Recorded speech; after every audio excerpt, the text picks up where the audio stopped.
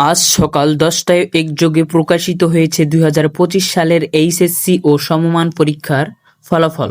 শিক্ষা মন্ত্রণালয়ের তথ্য অনুযায়ী সারা দেশে গড় পাসের হার ৫৮.৮৩%। এবার মোট জিপিএ-৫ পেয়েছেন ৬৯,০৯৭ জন শিক্ষার্থী।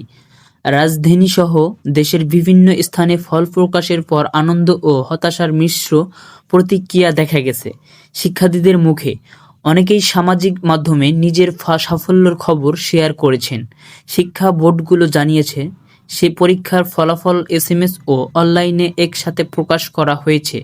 প্রধানমন্ত্রী শেখ হাসিনার কাছে ফলাফলের স্মারক স্থানান্তরের পর আনুষ্ঠানিকভাবে এটি ঘোষণা করা হয়।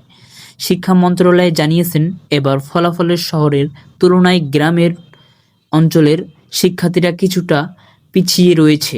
জাহাঙ্গীর টিভি, ঢাকা। নিত্য নতুন খবর পেতে এই চ্যানেলটি ফলো দিয়ে রাখুন।